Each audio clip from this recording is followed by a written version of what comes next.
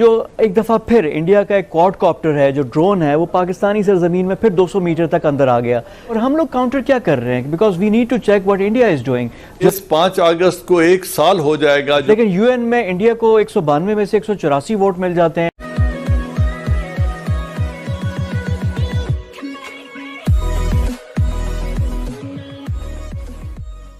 नमस्कार दोस्तों, यह है वायरल फैक्ट। तो इस वीडियो के अंदर दरअसल बात हो रही है कि भारत और पाकिस्तान की जो एलओसी है, मतलब कि लाइन ऑफ कंट्रोल है, वहां पे कई बार भारत एलओसी के उस पार, मतलब कि पाकिस्तान के एरिया में, मतलब कि पाकिस्तान ऑक्यूपाइड कश्मीर के एरिया में कई बार सिचुएशन क्या चल रही है, वहां क्या हरकतें हो रही है, इसके लिए ड्रोन उड़ाता है और उससे नीचे के शॉट्स लेता है, नीचे के फोटोज या फिर वीडियोज लेता है, जिससे हमें पता चल सके कि भाई वहां पे सिचुएशन क्या चल रही है, या फिर कहे कि वहां पे कितने कैंप लगे हुए हैं जो कि घुसपैठ करने के लिए तैयार बैठे हैं।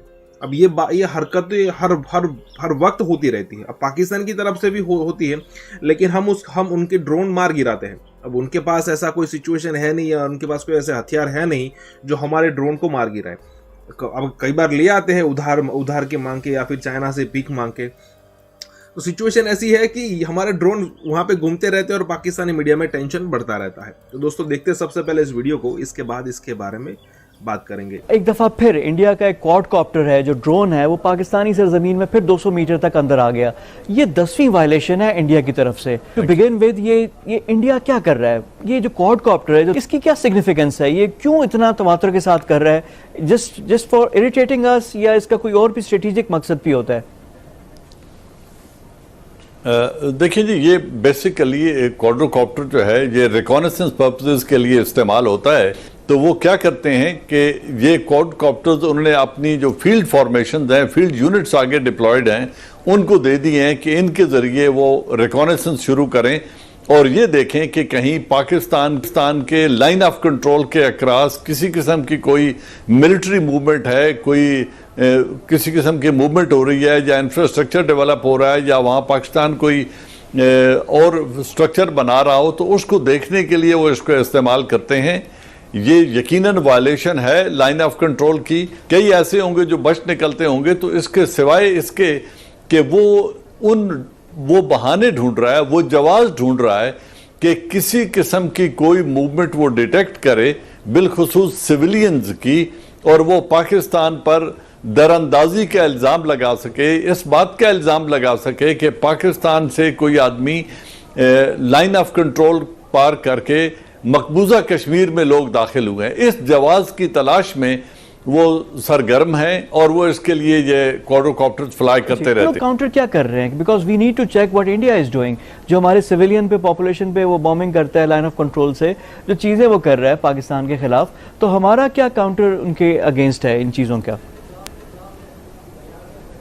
देखिए, इसके दो हैं। एक डिप्लोमेटिक डोमेन में है कि आप डिप्लोमेटिक डोमेन में जो हम उनके इधर एक्टिंग हाई कमिश्नर को समन करते हैं और उसको डिमार्शे देते हैं, उसको एक लेटर दे देते हैं, एहतजाजी मुरासला जिसे कहते हैं, वो दे देते हैं। एक ये तरीका है। एक हम जो मिलिट्री ऑब्जर्वर्स ग्रुप डिप्लॉयड है, UN military observer group India and Pakistan, उनको हम एक रिपोर्ट सबमिट करते हैं और उसमें जितनी इंडिया वायलेशन करता है, वो सीज फायर वायलेशन हो या क्वाड्रोकॉप्टर्स की हो या इस तरह की जितनी वायलेशन, तो वहां पे हम यूएन के लिए एक एहतजाज। और तीसरा चीज है वो मॉडल वो है जिसे मैं सपोर्ट करता हूं, या मेरी ख्वाहिश होती है कि हिंदुस्तान ये जबान समझने वाला है नहीं, और डिप्लोमेटिकली इस वक्त दुनिया उनके ऊपर कोई दबाव नहीं डाल रही। इस 5 अगस्त को 1 साल हो जाएगा जो कश्मीरी निहत्ते कश्मीरियों का लॉकडाउन है। 365 दिन हो जाएंगे, लेकिन न यूनाइटेड नेशन का ज़मीर जागा है, न इंसानी हकूक़ के आलम बरदारों का ज़मीर जागा है, न वेस्ट के जो मोरालिटी की बात करते हैं और इंसानी हकूक़ की बात करते हैं, न उनका ज़मीर जागा है कि हिंदुस्तान पर कोई दबाव डाला जाए, क्योंकि वो तमाम कुव्वतें एंटी चाइना इंडिया को राइज देना चाहती हैं और चाइना को कंटेन करने के लिए वो हर नॉनसेंस को बर्दाश्त करने के लिए तैयार हैं। जनरल साहब, यहाँ पे जो इंटरनेशनल कम्युनिटी का दहशतगर्दी, जी आप कंटिन्यू भी करें, लेकिन मैं एक सवाल कि इंटरनेशनल कम्युनिटी का भी रोल इंपॉर्टेंट है। हम इनको एंगेज तो कर रहे हैं, लेकिन यूएन में इंडिया को 192 में से 184 वोट मिल जाते हैं। वो कि 2013 से ये डिसाइडेड था, लेकिन फिर भी अब यूएन की अपनी रिपोर्ट है कि इंडिया में दाइश है, केरला में, कर्नाटक में, कश्मीर में ह्यूमन राइट्स की वायलेशन है। उसके बाद सिक्योरिटी काउंसिल में इतना लेकर आना, ये चीज तो समझ नहीं आती। डबल स्टैंडर्ड्स हैं ये तो। देखिए, डबल स्टैंडर्ड दुनिया में हमेशा रहे हैं। यूनाइटेड कितना जुल्म हो रहा है पैलेस्टाइन में जो इजराइल कर रहा है, उनके खिलाफ कितने रेजोल्यूशन पास हुए हैं कि आप नई आबादियां कायम नहीं करेंगे। क्या आज तक उन्होंने उन रेजोल्यूशंस को अबाइड बाय किया है? The answer is no. और इजराइल के ऊपर आज तक कोई पाबंदी नहीं लगी। ये जो सिक्योरिटी काउंसिल के नॉन परमानेंट मेंबर के लिए उनको वोट मिला है, इसमें आप बेहिसी देखें उन 56 मुसलमान ममालिक की जिन्होंने वहां पे बैठ के इंडिया के फेवर में वोट दिया है।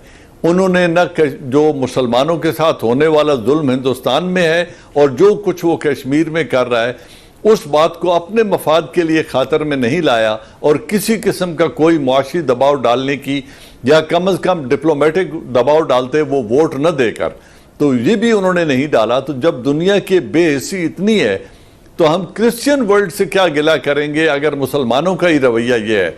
अब ये आप कहें कि पाकिस्तान क्यों ऐसा नहीं कर सका, तो जब से ये कश्मीर का इशू है, हम पाकिस्तान के जो मुसलमान ममालिक हैं उनके वोट भी मुकम्मल तौर पे कभी हासिल नहीं कर सके, क्योंकि दुनिया अपना मफाद देखती है। हम उस वक्त से अमेरिका को बिलखुसूस और दुनिया को बिलउमूम ये बावर कराने की कोशिश करते रहे कि दहशत गर्दी पाकिस्तान से अफगानिस्तान में नहीं हो रही, बल्कि अफगानिस्तान से पाकिस्तान के अंदर हो रही है।